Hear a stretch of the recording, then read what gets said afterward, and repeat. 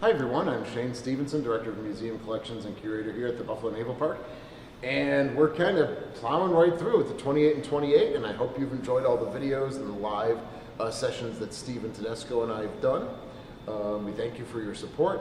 And for today's video, we're going to be talking about a very special flag that we won at auction in June of 2020. So it's right when COVID was hitting. We were actually closed as an organization and the staff was furloughed, but we worked on this once-in-a-lifetime opportunity to get a flag. And I'll talk about that in a minute. But before, all right, if you've been here before, this is our World War II exhibit. You'll see we have various flags from extant to World War II, that they were in World War II. We have the Japanese flag with Curator, which is a coastal defense boat. We've got a good luck flag, all right, which is from a Japanese soldier. And the writing would be from friends, family, coworkers wishing him well. We have a PC, all right, which is a sub chaser that served in the Pacific that went through a hurricane. All right, and that was the flag that went through the hurricane and was given to a veteran who was from the Western New York area. And then we have the Jack flag from the Harold Ellison. Again, Harold Ellison was a aviator who was part of Squadron 8 during the Battle of Midway from the USS Hornet. All 29 out of 30 were killed, and one of them was Harold Ellison, and they named a destroyer after him. And now that Jack flag flew in September of 1954 on the blade of that destroyer. So again, back in June of 2020, I get a call from a vexillologist. Right now, those are flag experts. They study flags and can date them with the material and the textiles. And he was saying, hey, you know what? We've got a World War II flag from USS The Sullivans.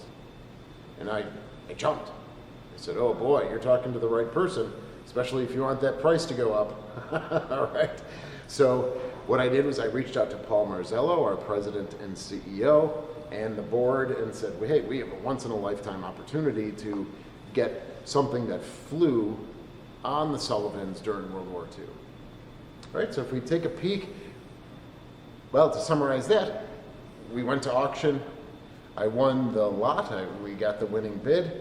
And we've had the flag here in Buffalo, but we just didn't have it framed or anything like that. So we framed it, and it's going to be going on to the Sullivans Memorial Compartment for this coming season.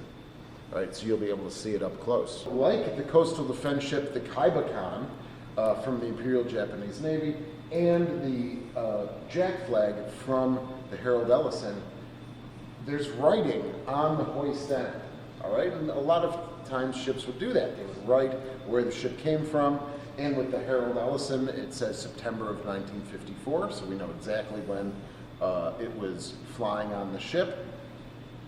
Well, the USS The Sullivans is written on the hoist end here as well, all right, leading to its authenticity. The issue is, when we were getting it framed, that you know, if you frame a flag vertically, you have to put the canton or the blue field with the stars on the left side when you hang it vertically. So that means that USS The Sullivans is actually written on the other side. All right, so we won't be able to see it here. But we've got the brass grommets, all right, which have been disintegrating slowly over time. You can see there's a lot of degradation. And certainly moving through the flag, you come down here to the bottom, you have the weather wear, all right, which is normal when a flag's flying on a ship going 15, 20 knots, and then of course you just have the normal wind speed. We've even seen on the other side, there's a lot of grease marks, and there might even be a footprint on the other side too, which is pretty interesting. So they didn't discard the flag, but they took it down, and somehow, some way, maybe it got stepped on, all right, just throughout before they put it back into storage. So the vexillologist feels that, again, this was probably from early to mid 1945, and for the ship in that time period, she was in the Pacific until about July of 1945. So if we're looking at this in February, March, April, May, That's a pretty important time for the ship. They're doing picket duty at Okinawa, protecting the fleet. May of 45 was also the Bunker Hill incident that you've hopefully learned about. So this flag would have flown during a historic few months for USS The Sullivans. All right, again, we're going to put this in the Sullivans Memorial Compartment, and when you come by this year or in future years, you'll be able to see it and admire it. And think about the boys that served aboard USS The Sullivans.